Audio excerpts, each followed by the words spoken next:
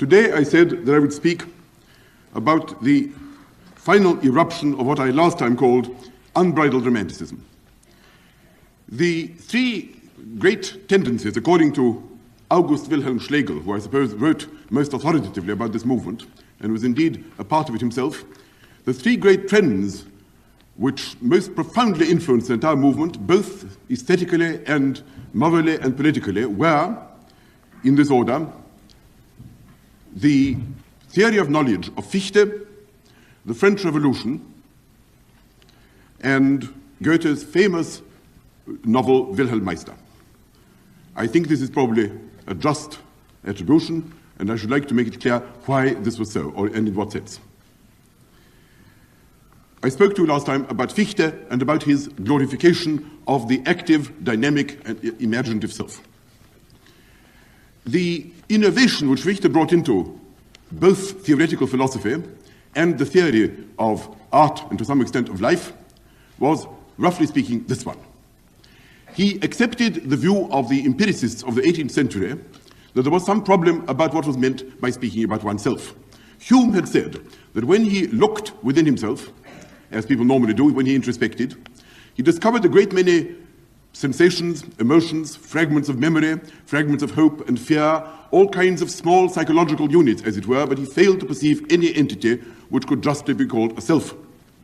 And therefore concluded that the self was not a thing, not an object of direct perception, but perhaps simply a name for the concatenation of experiences, simply a kind of string which held together the onions out of which human personality and human history was formed, except that there was no string. This proposition was accepted, on the whole, certainly by Kant, who then made valiant efforts to recapture some kind of self, but much more passionately by the German Romantics, in particular Fichte, who laid down the doctrine that it was quite natural that the self should not emerge in cognition. When you are wholly absorbed in an object, whether in looking at a material object in nature, or in, let us say, listening to sounds, music or something else, or in any other kind of process in which there is an object before you, in the contemplation of which you are wholly absorbed, then naturally you are pro tanto not aware of yourself as the absorber. You become aware of a self only when there is some kind of resistance. You become aware of yourself not as an object, but as that which is obtruded against by some kind of recalcitrant reality. It is when you are looking at something and something intervenes, when you are listening to something and there is some kind of obstacle. It is the impact of the obstacle upon you which makes you aware of yourself as an entity different from the not-self, as it were, which you are trying in some sense to understand or to feel or perhaps to dominate, conquer, alter, mold, at any rate do something to or at. And therefore, the Fichtean doctrine, which then becomes the orthodox doctrine of not only the Romantic movement, but of a great deal of psychology besides, is that the I, the self in that sense of the word, is not the same as me. Me is something which no doubt you can introspect, which psychologists talk about, which scientific treatises can be written about, an object of some kind of inspection, an object of study, an object of psychology, sociology, and the like. But there is a kind of non-accusative I, the primal nominative, which you only become aware of not at all in an act of cognition, but simply through being impacted upon. And this he called the Anstoß, Fichte, the impact. And it appeared to him to be the fundamental category which dominated all experience. That is to say that when you asked yourself what reason you had for supposing that the world existed, what reason you had for supposing you were not deluded, what reason you had for supposing that solipsism was not true and that everything was not a figment of your imagination or in some other way wholly delusive and deceiving, the answer was that you could not doubt that some kind of clash or collision occurred between you and what you wanted, between you and what you wished to be, between you and the stuff upon which you wished to, as it were, impose your personality and which pro tanto resisted. In the resistance emerged the self and the not-self. Without the not-self, no sense of the self. Without the sense of the self, no sense of the not-self. This was, so to speak, a primary datum, more radical, more basic, than anything which later supervened upon it or could be deduced from it. The world, as described by the sciences, was in some sense an artificial construction, relatively to this absolutely primary, irreducible, fundamental datum, not even of experience, but of being. This is, roughly speaking, Fichte's doctrine. And from this he expands the whole vast vision, which then proceeds to dominate the imaginations of the Romantics, by which the only thing which is worthwhile, as I tried to say last time, was the exfoliation of this particular self, its creative activity, its imposition of forms upon matter, its penetration of other things, its creation of values, its dedication of itself to these values. And this, of course, can have its political implications. I think, hinted at last time, if the self is no longer identified with the individual, but with some superpersonal entity, such as a community or a church or a state or a class, which then becomes this huge, intrusive, forward-marching will, which imposes its particular personality upon both the outside world and upon its own constituent elements which might be composed of human beings, who then are reduced to the role of simply being ingredients of or parts in some much bigger, much more impressive, much more historically persistent personality. Let me read you a passage from Fichte's famous speeches to the German nation, delivered when Napoleon had conquered Prussia. This speech was delivered to not very many people and had no great impact when it was delivered. Fichte was a poor speaker and coughed a great deal during his delivery. Nevertheless, when they were read afterwards, it produced a vast nationalist upsurge of feeling and went on being read by Germans throughout the 19th century and became their Bible after 1918. I shall not attempt to read much more to a few lines out of this little book of lectures, which will indicate the kind of tone and the kind of propaganda which Fichte at this period was engaged in making. He says, either you believe in an original principle in man, a freedom, a perfectibility, an infinite progress of our species, or you believe in none of this. You may even have a feeling or some kind of intuition of its opposite. All those who have within them a creative quickening of life, or else, assuming that such a gift has been withheld from them, at least await the moment when they are caught up in the magnificent torrent of flowing in original life, or have some confused presentiment of such freedom, and have towards this phenomenon not hatred, nor fear, but a feeling of love. These are part of primal humanity. These may be considered as a true people. These constitute the Urvolk, the primal people. I mean the Germans. All those, on the other hand, who have resigned themselves to represent only the derivative, the second-hand product, who think of themselves in this way, become such an effect, and shall pay the price of their belief. They are a mere annex to life. Not for them those pure springs which flowed before them and which still may be flowing around them. They are but an echo coming from a distant rock, from a voice which is now silent. They are excluded from the Urvolk. They are strangers, they are outsiders. The nation which bears the name of German to this day has not ceased to give evidence of a creative and original activity in the most diverse fields. He then goes on. And this is the principle of exclusion that I adopt. All those who believe in spiritual reality, those who believe in the freedom of the life of the spirit, those who believe in the eternal progress of the spirit, and through the instrumentality of freedom, whatever be their native land, whatever the language which they speak, they are our race, they are part of our people, or they will join it late or soon. All those who believe in arrested being, in retrogression, in eternal cycles, even those who believe in inanimate nature and put her at the helm of the world, whatever be their native country, whatever be their language, they are not Germans, they are strangers to us, and one would hope that one day they would be wholly cut off from our people.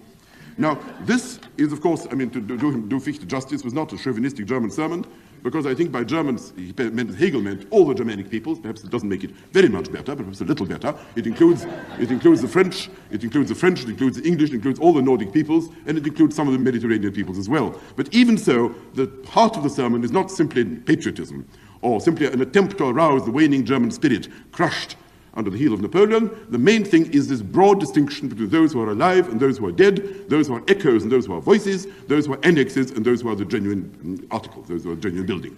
That is Fichte's fundamental distinction, and this really bound its spell upon the mind of a great many young Germans born somewhere around the late 1770s and early 1780s. The fundamental notion is not cogito ergo sum, but volo ergo sum. Curiously enough, the French psychologist Maine de Biran, writing at about the same time, was developing the same kind of psychology, that personality was only to be learned through effort, through trying, through hurling yourself against some obstacle which made you feel yourself wholly. In other words, you only felt yourself properly in a moment of resistance or opposition. Mastery, titanism, is what, of course, this leads to as an ideal, both in private and in public life. Let me say a few words, although it's very unjust to him to do so, about the somewhat analogous, but in certain respects profoundly different doctrine of Fichte's younger contemporary Schelling, who I suppose had a greater influence on Coleridge, certainly, than any other thinker, and certainly a profound influence upon German thought as well, though he is very seldom read now, partly because most of his works appear today exceedingly opaque, not to say unintelligible. Schelling says that, unlike Fichte, who distinguished between the living principle of the human will and nature, which was, as it were, as in Kant, dead stuff to be molded, as opposed to some harmony to be fitted into, Schelling maintained a mystical vitalism. For him, nature was itself something alive, a kind of spiritual self-development. He saw the world as something which begins in a state of brute unconsciousness and gradually comes to consciousness of itself, beginning, as he says, from the most mysterious beginnings, beginning from the dark, developing unconscious will. It gradually grows to self-consciousness. Nature is unconscious will. Man is will come to consciousness of itself. Nature has various stages of the will. Every stage of nature is a will in some stage of its development. First, there are the rocks and the earth, which are the will in a state of total unconsciousness. This is an ancient Renaissance doctrine, not even to go further to Gnostic sources. Then gradually life enters into them, and there is the early life of the first biological species, and then come the plants, and then come the animals, the progressive self-consciousness, the progressive beating of the will through towards the realization of some kind of purpose. Nature strives after something, but is not aware that it strives for it. Man begins to strive and becomes aware of what that he is striving for. By striving successfully for whatever it is that he may be striving for, he brings the whole universe to higher consciousness of itself. For Schelling, God was, roughly speaking, a kind of self-developing principle of consciousness. Yes, he said God is Alpha and Omega. Alpha is unconscious, Omega is full consciousness come to itself. God is a kind of progressive phenomenon, a sort of form of creative evolution, from which indeed Bergson took it, for there is very little in Bergson's doctrine which was not previously in Schelling. This is a doctrine which, of course, had a very profound influence certainly upon German aesthetic philosophy and the philosophy of art. Because if everything in nature is living, and if we ourselves are simply its most self-conscious representatives, the function of the artist is to delve within himself, and above all, delve within the dark and unconscious forces which move within himself, and in some way bring these to consciousness by the most agonizing and violent struggle within himself. That is Schelling's doctrine. Nature does this too. There are struggles within nature. Every volcanic eruption, every phenomenon such as magnetism and electricity was by Schelling in some way interpreted as being a struggle for self-assertion on the part of blind, mysterious forces. Except that in man, they became half-conscious.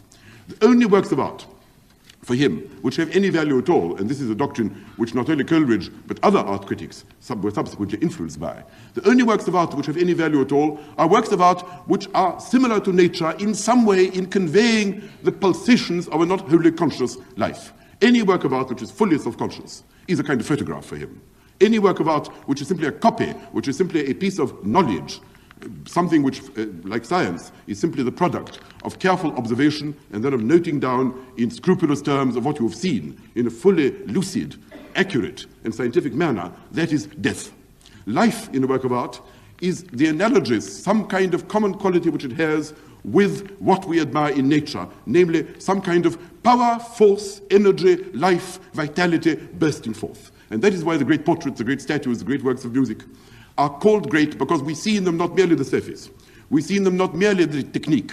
We see in them not merely the form which the artist perhaps consciously imposed, but also something of which the artist may not be wholly aware, namely the pulsations within him of some kind of infinite spirit, of which he happens to be the particularly articulate and self-conscious representative, the pulsations of this spirit, which are also at a lower level pulsations of nature, so that the work of art has the same effect, the same vitalizing effect upon the man who looks at it or who listens to it as certain phenomena of nature. When this is lacking, when the whole thing is wholly conventional, so to speak, done according to rules, done in a full self-conscious blaze of complete awareness of what one is doing, the product is of necessity elegant, symmetrical, and dead. That is the fundamental, romantic, anti-enlightenment doctrine of art. And this, of course, has had a very considerable influence upon all critics who regard the unconscious as having some part not merely the old Platonic theories of divine inspiration and the ecstatic artist, who is not wholly aware of what he's doing, the Plato's doctrine of the ion, in which the god blows through the artist, and he doesn't know what it is that he's doing because something more powerful inspires him, as it were, from outside. But in all the doctrines which take an interest in and regard it as valuable to consider the element of the unconscious, subconscious, preconscious, and so forth, in the work either of the individual artist or of a group, a nation, a people, a culture. And this, of course, goes directly back to Herder, of whom I spoke to, who also regards folk song, folk dancing, and so forth as the articulation of some kind of not wholly self-aware spirit within a nation, and worthless unless it is that. Now, it cannot be said that Schelling wrote these things down with a very great deal of clarity. Nevertheless, he wrote very rhapsodically and had a very considerable effect upon his contemporaries. Let me tell you the first great doctrine which really emerges from this combination of Fichte's doctrine of the will and Schelling's doctrine of the unconscious, which are really the great formative factors in what might be called the aesthetic doctrine of the Romantic movement, and subsequently its political and ethical doctrines as well. And that is really, I think, it would be fair to say, the doctrine of symbolism. Symbolism is something which is very central in all Romantic thought. That has always been noticed by all critics of this movement. Now, let me try and make this as clear as I'm able, although I don't claim to understand it entirely. I don't claim to understand it entirely because, as Schelling very rightly says, what Romanticism truly is a wild wood, a labyrinth, in which the only guiding thread is the will and the mood of a poet. As I'm no poet, I cannot altogether trust myself to give you a full exposition of this particular doctrine, but I shall do my best. There are two kinds of symbols, to put it at its very simplest. There are conventional symbols and symbols of a somewhat different kind. Conventional symbols offer no difficulty. There are symbols which we invent for the purpose of meaning certain things, and there are rules about what they mean. The red and green traffic lights mean what they mean by convention.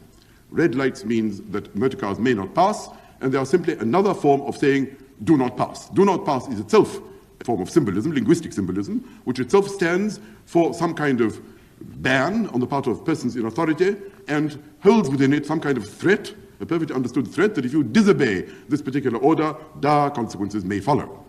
Now, this is ordinary symbolism, such as it is in, for example, artificially invented languages, scientific treatises, and any kind of conventional symbolism invented for a specific purpose, where the meaning of the symbol is laid down by rule.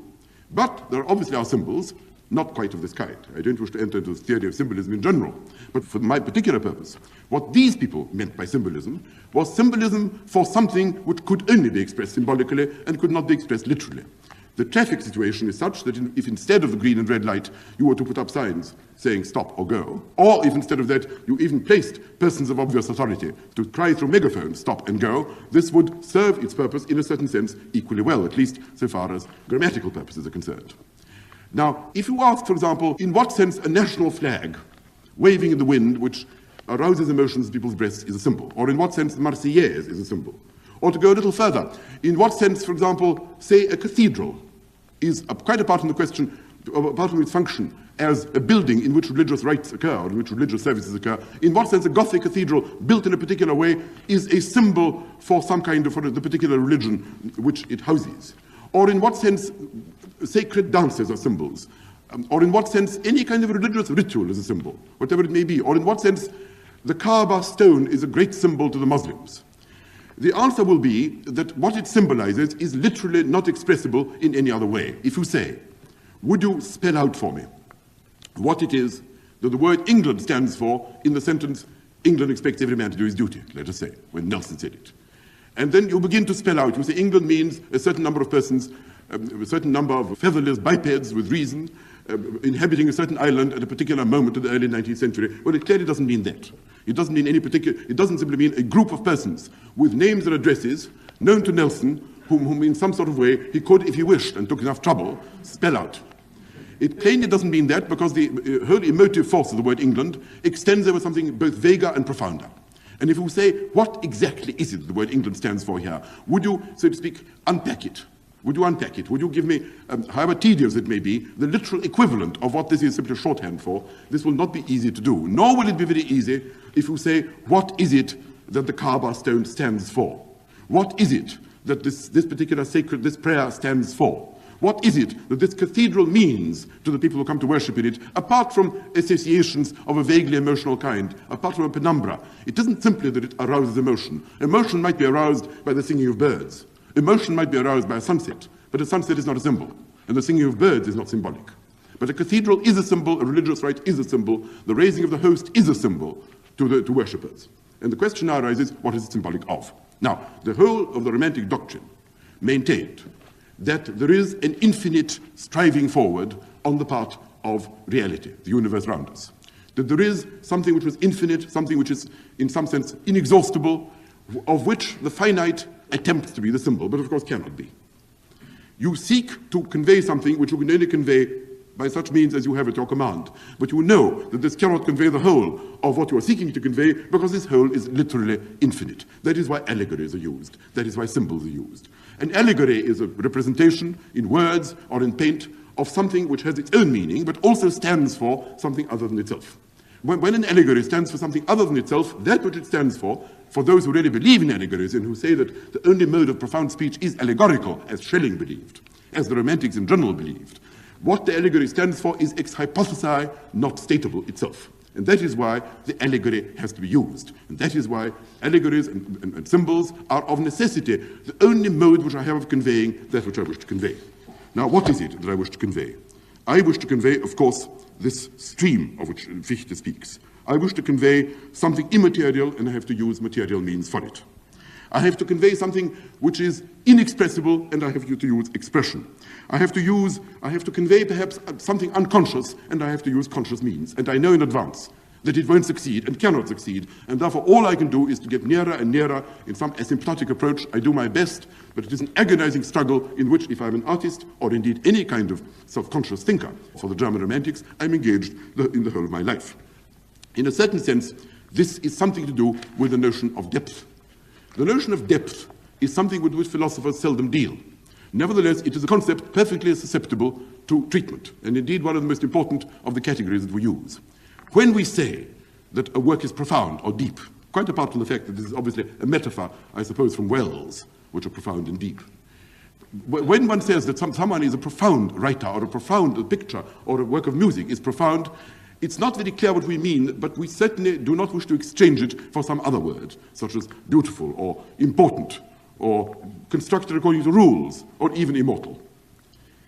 When I say that Pascal is profounder than Descartes, although Descartes, no doubt, was a man of genius, or that Dostoevsky, whom I may or may not like, is a profounder writer than Tolstoy, whom I may like much better, or any of these things, so to speak, if I say that Kafka is a profounder writer than Hemingway, or something of that kind, if I say that, what exactly am I trying unsuccessfully, in a sense, to convey by means of this metaphor, which remains metaphorical because I have nothing better that I can use? According to the Romantics, and I think this is one of the principal contributions to understanding in general, according to the Romantics, what I mean by depth, although they don't discuss it under that name, is inexhaustibility, unembraceability. In the cases of what might be called beautiful but not profound, say works of art or even pieces of prose fiction or philosophy, I can translate into perfectly lucid, literal terms. I can explain to you, say, about some musical work of the 18th century, well-constructed, melodious, agreeable, even perhaps a work of genius, why it is made and even why it gives pleasure. I can tell you that certain kinds of harmonies are the kinds of things which human beings feel a particular kind of pleasure in listening to. I can describe this pleasure, perhaps quite minutely, by all kinds of ingenious introspective devices. If I am a marvelous describer, if I am Proust, if I am Tolstoy, if I am a well-trained descriptive psychologist, I might succeed in giving you some kind of version of your actual emotions when listening to a particular piece of music, or reading a particular piece of prose, which is sufficiently similar to what in fact you are feeling or thinking at this particular moment, to be regarded as an adequate prose translation of what is occurring, scientific, true, objective, verifiable, and so on. In the case of works which are profound, the more I say, the more remains to be said. There is no doubt that, although I attempt to describe it, it's quite clear, as soon as I speak, it becomes quite clear that no matter how long I speak, new chasms open. No matter what I say, I always have to leave 3 dots at the end. Whatever description I give always opens the doors to something further, something even darker perhaps, but certainly something which in principle is incapable of being reduced to precise, clear, verifiable, objective prose. And that being so, this, I think, is certainly one of the meanings of what is meant by profound. The notion of irreducibility. The notion that I am forced in discussing it, forced in describing it, to use language which is in principle, not only today but forever, inadequate for its purpose.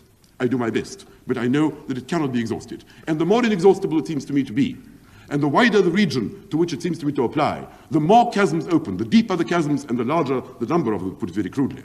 The wider the area of which they open, the more liable I am to say that this particular proposition is profound and not merely true or interesting or amusing or original or whatever else I might be tempted to say.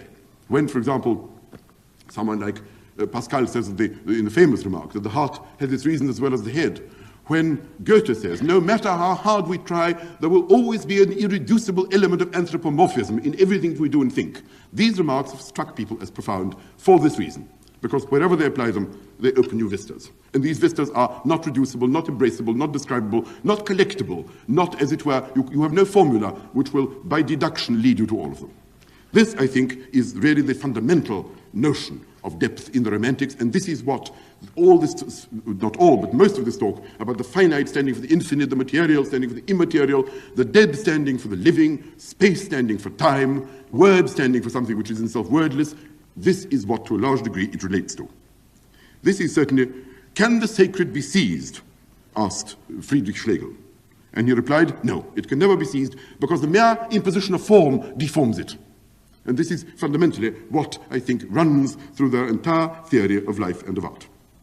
What this leads to, in a certain sense, are two quite interesting and obsessive phenomena, which then are really very present both in 19th and in 20th century thought and feeling. One is nostalgia, and the other is paranoia of a certain kind. Nostalgia, the nostalgia is due to the fact that since the infinite cannot be exhausted, and since we are seeking, in some sense, to embrace it, nothing that we do will ever satisfy us. When Novalis was asked why he thought he was tending, what his art was in some sense about, he said, I'm always going home, always to my father's house, which was in a sense a religious remark. But what of course he meant was that all these attempts at the exotic, the strange, the foreign, the odd, all these attempts to emerge from the empirical framework of daily life, of writing fantastic stories with transformations and transmogrifications of the most peculiar kind, attempts at writing down stories which are symbolic or allegorical or contain all kinds of mystical and veiled references, esoteric imagery of the most peculiar kind which has preoccupied critics for years. These things are all attempts to go back, to go home to what is pulling and drawing him, this famous infinite Sehnsucht of the Romantics, this search for the blue flower, as Novalis called it. The search for the blue flower is an attempt to dissolve myself in the infinite, in some sense, either to absorb it into myself, somehow or other to make myself at one with it, either to absorb it into myself or to dissolve myself into it. This is the secularized version, obviously, of that profound religious striving of being at one with God, of reviving the Christ within me, of making myself one with some of the creative forces of nature in some pagan sense, which comes to the Germans from Plato, from Eckhart, from Böhme, from German mysticism, from a number of other sources, except that here it takes a literary and a secular form. And this particular nostalgia is the very opposite of what the Enlightenment regarded as its particular contribution. The Enlightenment supposed that there was a closed, perfect pattern of life, as I tried to explain. There was some kind of form of life and of art and of feeling and of thought which was correct, which was right, which was true and objective and could be taught to people if only we knew enough. There was some kind of solution to our problems. And if only we could construct a structure which, according to this solution, and then proceed to fit ourselves, as it were, to put it crudely, into the structure, we would obtain answers both to problems of thought and to problems of action. But if this is not so, if it's hypothesized the universe is a movement and not at rest, if it is a form of activity and not, so to speak, a lump of stuff, if it is infinite and not finite, if it is constantly varying and never still and never the same, to use these various metaphors which they constantly use, if it is a constant wave, says Schlegel, how can we possibly, even in trying to describe it, what are we to do when we describe a wave? We usually end up by producing a stagnant pool. When we try and describe the light, we can only describe it accurately by putting it out. Therefore, don't let's attempt to describe it, but of course you can't not attempt to describe it, because that means to stop expressing, but to stop expressing is to stop living. For these romantics, to live is to do something. To do is to express your nature. To express your nature is to express your relation to the universe. Your relation to the universe is inexpressible, which you must nevertheless express. And this is the agony, this is the problem, this is the unending Sehnsucht, this is the yearning, this is the reason why we must go to distant countries, that is why we seek for exotic examples, that is why we travel in the East, that is why we write novels about the past, that is why we indulge in fantasies, and so on and so on. That, I think, is the typical romantic nostalgia. If the home for which they are seeking, if the harmony, the perfection about which they talk could be granted to them, they would reject it. It's very much because it is in principle something which they know, which is by definition something to which an approach can be made which cannot be seized, because that is the nature of reality. It reminds one of that famous cynical story about someone who said to Dante Gabriel Rossetti, when he was writing about the Holy Grail, "But Mr. Rossetti, when you have found the Grail, what will you do with it?" Well, this is precisely the typical questions which the Romantics knew very well how to answer. In their case, the Grail was in principle both undiscoverable and such that one could not avoid, could not stop, one's whole life could not be prevented from being a perpetual search for it. And that is because of the nature of the universe such as it is. It might have been different, but it isn't. The brute fact about the universe is that it isn't fully expressible, it isn't fully exhaustible, it isn't at rest, it is at motion, and this, so to speak, is the basic datum. And that is what we discover when we discover that the self is something of which we are only aware in effort. Effort is action, action is movement, movement is unfinishable, so to speak, a perpetual movement. That, I think, is the fundamental romantic image which I'm trying to convey as best I can in words which ex hypothesi cannot convey it. Now, the second notion, which is that which I mentioned, which is that of paranoia, is something somewhat different. There is an optimistic version, of course, in Romanticism. What the Romantics feel is that by going forward, by expanding our nature, by destroying the obstacles in our path, whatever they may be, dead French rules of the 18th century, political and economic institutions of a destructive kind, laws, authority, any kind of cut and dried truth, any kind of either rules or institutions which in some way are regarded as absolute, perfect, unappealable from. In doing this, we are liberating ourselves more and more and allowing our infinite nature to soar to greater and greater heights and become wider, deeper, freer, more vital, more like the divinity towards which it strives. But there is another version of the same thing, a more pessimistic version, which I think is, curiously enough, something which really obsesses the 20th century to some extent.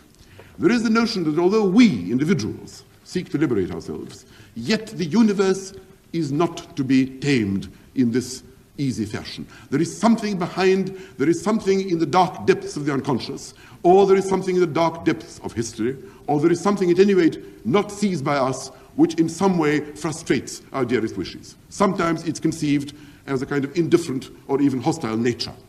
Sometimes it is conceived as the cunning of history, which optimists think bear us ever towards more and more glorious goals, but pessimists think is simply, like Schopenhauer, for example, think that is simply a huge, fathomless ocean of undirected will upon which we bob like a little boat, with no direction and no possibility of really either understanding the element in which we are or directing our course upon it. And this is a huge, powerful, ultimately hostile force to resist which, or even to come to terms with which, is never of the slightest use. It takes all kinds of other forms. It takes much cruder forms. It takes the form of looking for all kinds of conspiracies in history, for example. People begin to think perhaps history is formed by forces over which we have no control. Someone is at the back of it all. Perhaps the Jesuits, perhaps the Jews, perhaps the Freemasons. This, of course, was much stimulated by attempts to explain the course of the French Revolution. We, the enlightened, we, the virtuous, we, the wise, we, the good and the kind, seek to do this or that. But somehow all our efforts end in nothing. And therefore there must be some fearful hostile force which is, as it were, lying in wait for us and trips us up when we're on the brink, as we think, of great success. This takes, as I say, crude forms such as a conspiracy view of history, by which we always look for concealed enemies, sometimes for larger conceptions such as, say, economic forces, the forces of production in Marx, or class war in Marx, or a much vaguer and more metaphysical notion of the cunning of reason or of history in Hegel, which understands its goal much better than we do and plays tricks upon us. Hegel says, the spirit cheats us, the spirit intrigues, the spirit lies, the spirit triumphs. He almost conceives of it as a kind of huge, ironical, Aristophanic sort of force, which mocks the poor human beings who are trying to construct their little homes upon the slopes of what they regard as a green and flowery mountain, but which turns out to be the vast volcano of human history, which is about to erupt once again, ultimately perhaps for human good, ultimately in order to realize itself towards an ideal, but in the short run, destroying a large number of innocent persons and causing a very great deal of suffering and of damage. This also is a romantic idea, because once you get the notion that there is outside us something larger, something unseizable, something unattainable, you either have feelings towards it of love, as Fichte wanted, or of fear. And if you have feelings of fear, it becomes paranoid. And this paranoia then goes on accumulating in the 19th century. It accumulates to height in Schopenhauer. It dominates the works of Wagner. And it comes to an immense climax in all kinds of works in the 20th century, which are obsessed by the thought of the fact that somehow, no matter what we do, there is some canker, there's a worm in the bud somewhere. There is something which dooms us to perpetual frustration, whether it be human beings whom we must exterminate, or impersonal forces against which all effort is useless.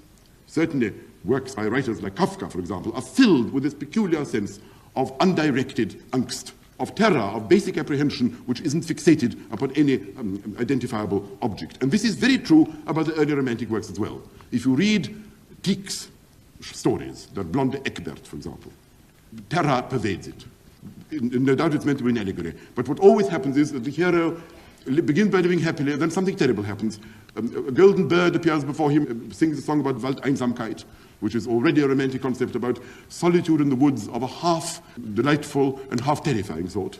And then he kills the bird, and then various misfortunes follow, and he goes on killing, he goes on destroying, he gets enmeshed in a frightful net which some awful mysterious force has laid for him. He seeks to liberate himself from it, he murders more, he struggles, he fights, he goes under. This kind of nightmare is extremely typical of early German romantic writing. And it comes from exactly the same source, which is this notion of the will as dominating life. Not reason, not an order of things which can be studied and therefore controlled, but of some kind of will. So long as it is my will, and a will directed towards ends which I myself manufacture, it is presumably benevolent. So long as it is the will of a benevolent deity, or the will of a history which is guaranteed to bring me to a happy conclusion, as it is in all the optimistic writings of all the optimistic historical philosophers, that presumably is not too terrifying. But it may turn out that the end is much blacker and more terrifying and more unfathomable than I think.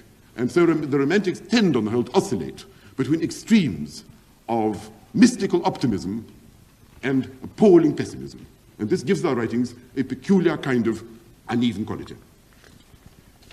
The French Revolution was the next event, the next item which I mentioned. Here too something must be said. The French Revolution had an obvious effect upon the Germans because, of course, it led, as a result of the Napoleonic Wars, in particular, to a vast burst of wounded national feeling, which certainly fed the stream of Romanticism insofar as it was an assertion of the national will, come what may. But it is not this aspect of it that I wish to stress. The aspect I wish to stress is that although the French Revolution promised a perfect solution to human ills, in a sense it was, so to speak, founded, as I think I said in my first lecture, upon what might be called peaceful universalism. The doctrine was that of unimpeded progress. The classical perfection was to be its goal. Once we arrived at that, it would last forever, upon some kind of adamantine foundations laid by human reason. Nevertheless, the French Revolution didn't go the way it was intended. That was clear to all. And because it didn't, what it attracted attention to was not at all reason, peace, universalism, harmony, which is universal freedom, equality, liberty, fraternity, not these things which it was stimulated to satisfy. But, on the contrary, it attracted attention to violence, the appalling, unpredictable change in human affairs, the irrationality of mobs, the enormous power of individual heroes, great men, evil and good, who were able to dominate these mobs and alter the course of history in all kinds of ways. It's really the poetry of action and the poetry of battle and the poetry of death which the French Revolution, in a certain sense, stimulated in people's minds and imaginations, not merely in Germany, but everywhere. And therefore it had the exact opposite effect to that which it was intended to have. The thing which it particularly stimulated was the notion of a mysterious 9/10 of the iceberg about which we didn't know enough. You see, the question was naturally bound to be asked, why was the French Revolution a failure, in the sense that after it, it was fairly conspicuous that a large number of Frenchmen were not free, not equal, and not particularly fraternal. At any rate, a sufficiently large number to cause the problem that we asked. Although some of them, no doubt, some of them had been improved, a lot of others had obviously deteriorated. And certainly the countries around them, although some persons had been liberated, other persons did not feel that this had been worthwhile. Well, the answer was, various answers were given. Those who believed in economics said that the political makers of the revolution ignored these facts. Those who believed in the monarchy or those who believed in the church said that the deepest instincts and the deepest faith of human nature had been flouted by atheistical materialism, which had naturally produced consequences of a dreadful kind, and this was perhaps simply the punishment of human nature or of God, in accordance with your particular philosophy, upon some kind of defiance of it.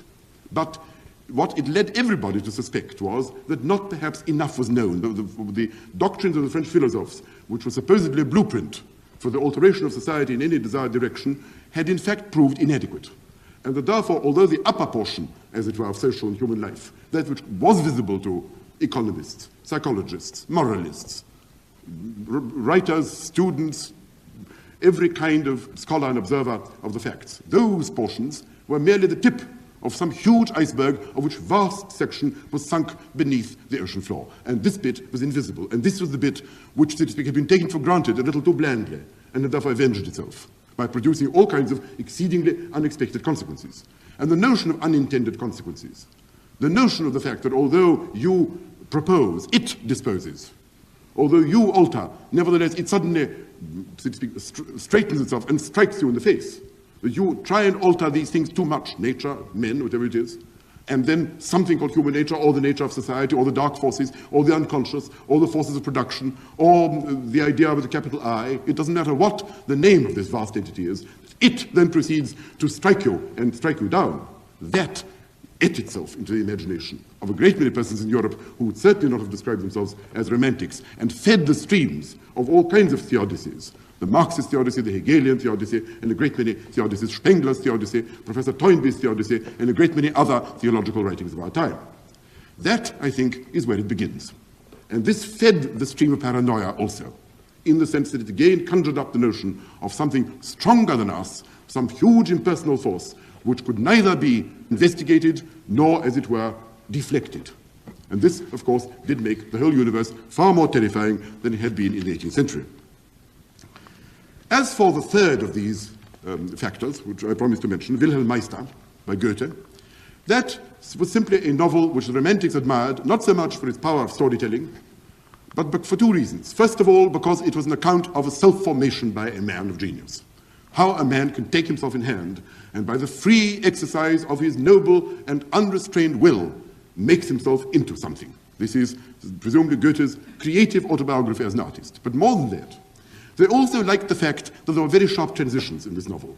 From a piece of sober prose or some scientific description of, say, the temperature of water or the particular structure or a particular kind of garden, Goethe suddenly goes off into ecstatic and poetical and lyrical accounts of one kind and another and bursts into poetry, and then as sharply and as quickly returns back to perfectly melodious but severe prose. Now these sharp transitions from poetry to prose, from ecstasy to scientific descriptions, appear to them to be a marvelous weapon for the purpose of blowing up an overset reality. This is how works of art should be written. They should be written not in accordance with rules, not to be copies of some kind of given nature, of some rerum natura, some kind of structure of things of which the work of art is an explanation, or of which the work of art is, worse still, a copy or a photograph. The business of a work of art is to liberate us. And it liberates us by, as it were, ignoring these superficial symmetries of nature, these superficial rules, and by sharp transitions from one mode into another, from poetry to prose, from theology to botany, and so forth, knocks down a great many of the conventional divisions by which we're hemmed in and cribbed and in some way imprisoned. I don't think that Goethe regarded this as at all a valid analysis of his work. He looked with a certain nervousness upon these romantics, whom he, and Schiller too, regarded as rather rootless bohemians, third-rate artists, which some of them certainly were, persons of rather wild and inconsequential life, whom nevertheless, because they admired him so much and worshipped him so well, he didn't wish altogether to despise or to ignore. And so a somewhat ambivalent relation occurred between them, in the course of which they admired him as the greatest of German geniuses, but despised his Philistine tastes, despised his kowtowing to the Grand Duke of Weimar, regarded him as having sold out in many ways, and having, so to speak, started as a bold and original genius, ended as a kind of silken courtier. On the other hand, he looked upon them as poor artists, covering up a certain lack of creative genius by a certain unnecessary wildness of expression, but at the same time, Germans, admirers, the only audience whom for a time he had, and therefore not to be neglected, not to be kicked away too recklessly. That was, roughly speaking, the relation between them, but it remained a very uncomfortable relation until the end of his life, and certainly Goethe himself never lent himself to Romanticism. When towards the end of his life he said, Romanticism is disease, classicism is health. That is his fundamental sermon. Even Faust, which the Romantics didn't particularly admire, even Faust, who goes through all kinds of romantic transformations, who certainly is tossed upon the wild waves. There are a great many passages in which it is clear that he is compared to a wild and rushing torrent, leaping from rock to rock, constantly thirsting for new experiences provided by Mephistopheles. Faust, in the end, is a drama of reconciliation. In the end, the point about Faust, after having killed Gretchen, after having killed Philemon and Baucis, after having performed a good many crimes, both in part 1 and part 2, there is some kind of harmonious realization, harmonious release and resolution of all these conflicts, although no doubt they have cost a great deal of blood and suffering. But blood and suffering were nothing to Goethe on the whole. That is to say, like Hegel, on the whole he supposed that the divine harmonies could only be made by sharp clashes, by violent disharmonies, which from a greater height would be perceived to be contributory factors to some enormous harmony. But that is certainly not romantic. That is, if anything, it's anti-romantic, because the general tendency of that is to say there is a solution, a hard, difficult solution, perhaps only to be perceived by the mystical eye, nevertheless a solution. And of course, in his novels, Goethe preached exactly what the Romantics detested. In Hermann and Dorothee, in Wahlverwandtschaften, the whole sermon is that if an emotional knot occurs, if there is some kind of fearful complication between, let us say, a married woman and her lover, on no account may the easy solution of divorce or the easy solution of the abandonment of wedlock be adopted, but on the contrary, resignation, suffering, bowing to the yoke of convention, preservation of the pillars of society. The sermon is essentially that of order, self-restraint, discipline, and the crushing of any kind of chaotic or anti-legal factors. This to the Romantics was absolute poison. There is nothing they disliked more than this. In their own private lives, they were, some of them, certainly somewhat disorderly. The Cenacle, the little group of Romantics who gathered in Jena, the two brothers Schlegel, for a time Fichte, Schleiermacher in Berlin, and Schelling, on the whole believed and preached in the most violent terms the beauties and the importance of total freedom, including that of free love. August Wilhelm Schlegel married a lady because she was about to have a child. She was a revolutionary German lady of considerable intellect, imprisoned for a time by the Germans in Mainz for having, I think, collaborated with the French revolutionaries, and then, with graceful feeling, yielded her up to Schelling. This was also earlier the case in the case of Schiller and Jean-Paul. No marriage actually occurred, and so on. But quite apart from their personal relationships, the great novel, which of course, in a sense, incorporated their view of life, and which certainly shocked Goethe profoundly, was the novel Lucinda, which is not perhaps a work of great literary merit, but which Friedrich Schlegel published in the early 19th century, and which was a kind of Lady Chatterley of its time. It was a highly erotic novel, giving very violent descriptions indeed of various types of lovemaking, as well as containing sermons of a romantic kind about the necessity of freedom and self-expression. The heart of Lucinda, quite apart from its erotic side, is the description of what free relationship between human beings can be. In particular, analogies are constantly made with a little baby called Guillemette, who throws her legs in the air in a very free and unrestrained manner. And the hero exclaims and says, this is how one should live. Here is a little child, naked and unrestrained by convention. It wears no clothes, it bows to no authority, it believes in no conventional directors of its life. And above all, it is idle, it has no task to do. Idleness is the last spark that is left to us from the divine paradise from which humanity was once expelled. Freedom, the capacity for throwing one's legs in the air, to do anything one wishes, that is the last privilege that we have in this fearful world, this awful causal treadmill where nature presses upon us with such fearful savagery, and so on and so on. But the novel caused a very profound shock and was defended by the great Berlin preacher, Schleiermacher, in language not altogether unreminiscent of the ways in which various British clergymen defended Lady Chatterley's lover not very long ago. That is to say, just as Lady Chatterley's lover was represented as being so far from being anti-spiritual in character, as being in some sense moving in the same direction as, or almost as a prop of Christian orthodoxy, so Lucinda, which was a pornographic novel of the fourth order, was represented by the loyal Schleiermacher as being entirely spiritual in character. All its physical descriptions were described as allegorical, and everything in it, so to speak, was described simply as a great hymn and sermon to spiritual freedom of man, freed from the shackles of false convention.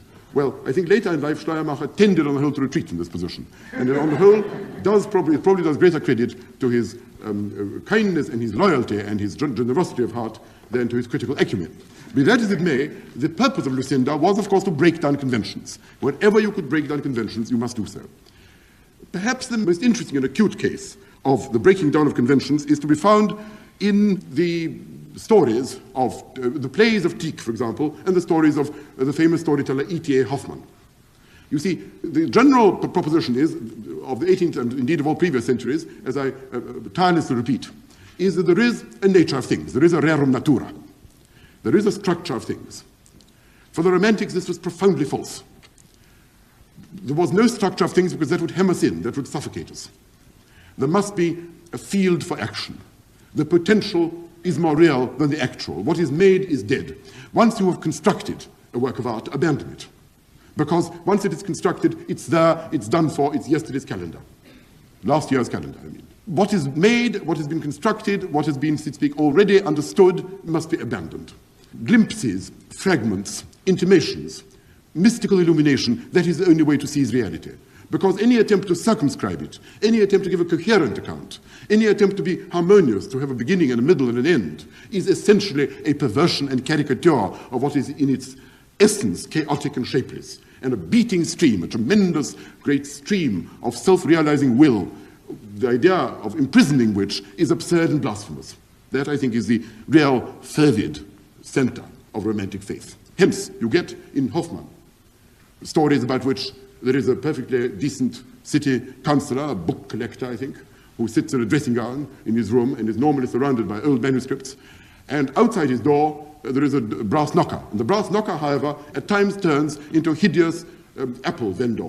And sometimes she's an apple vendor and sometimes a brass knocker. The brass knocker sometimes winks like the apple vendor occasionally behaves like a brass knocker. As for her master, as for the respectable councillor, sometimes he sits in his chair, sometimes he gets into a bowl of punch and disappears into its steam and goes up in the air with the spirits, or is occasionally dissolves himself in this punch and gets drunk by other people and has peculiar adventures thereafter. Now this, you see, which is ordinary sort of fantastic stories in Hoffmann, you see, of which he was very famous. Again, whenever you begin a story by him, you can never tell there is a cat in the room. The cat may be a cat, but it may, of course, also be a transformed human being. The cat can't quite tell. It tells you that it can't quite tell. And this casts a certain air of uncertainty about all the proceedings, which is perfectly deliberate.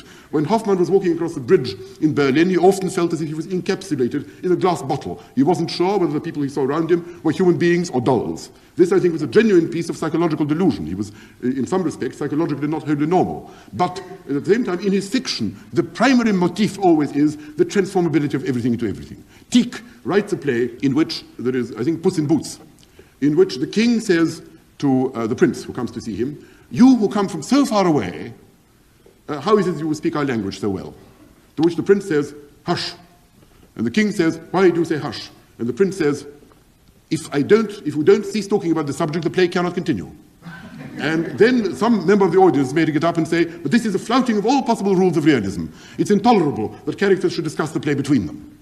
In another play by Tieck, and this is very deliberate, in another play by Tieck, you have a man, Scaramouche, I think, is riding on a donkey, and suddenly there is a thunderstorm. And he says, "But there's nothing about this in the play. In my part, there's nothing about rain. I'm getting very wet." He rings the bell, and the mechanic comes in. He says to the mechanic, "Why is it raining?" He says, "The audience likes thunderstorms."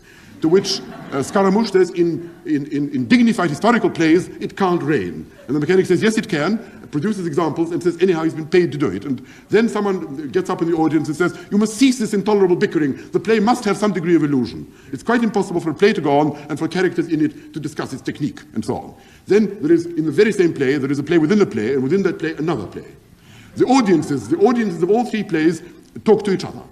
And in particular, one person who stands somewhat outside the play discusses the relations of the various audiences to each other and so forth. Now, the purpose of all this, and after it has, of course, its analog in all kinds of other, in the 19th century, of course, it's predecessor of Pirandello, it's predecessor of Dadaism, it's predecessor of Surrealism, of the theatre of the absurd. That is where it all begins.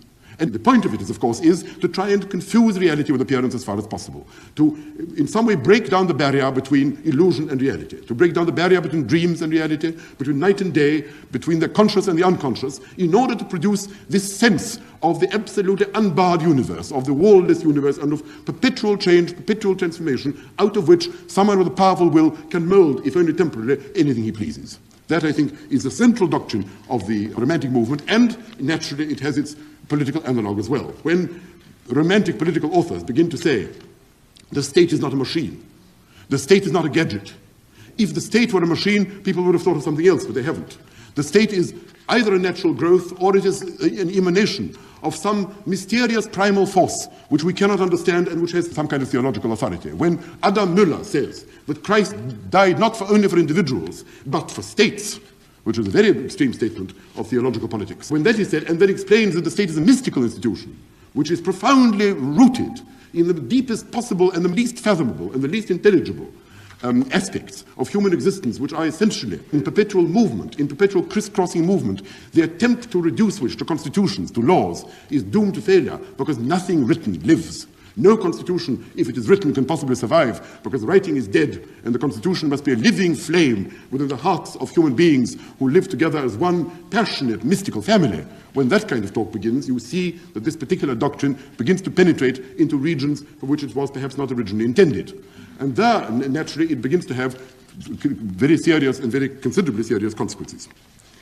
The last point about which I wish to speak, and that very briefly, is the concept of romantic irony, which is exactly the same. Irony was an invention by Schlegel, and the idea of irony is that whenever you see honest citizens setting about their business, whenever you see a well-composed poem composed in accordance with the rules, whenever you see a peaceful institution which protects the lives and property of citizens, laugh at it, mock at it, be ironical, blow it up, point out that the opposite is equally true. The only weapon there is against death for him and against ossification and against any form of the stabilization and, so to speak, the freezing of the life stream is by what he calls irony with a capital I. It's an obscure concept, but the general notion of it is that corresponding to any proposition that anyone may utter, there must be at least three other propositions, each of which is contrary to it and each of which is equally true, all of which must be believed, particularly because they are contradictory. And they must be believed because they are contradictory, because that is the only way of escaping from the hideous logical straitjacket, which is what he's frightened of. Hideous straitjacket, whether in the form of physical causality, whether in the form of state-created laws, whether in the form of aesthetic rules about how to compose poems, whether in the form of rules of perspective or rules of historical painting or rules of other kinds of painting laid down by various mandarins in France in the 18th century, this must be escaped from. It cannot be escaped by simply denying them, because the denial will simply bring about another orthodoxy.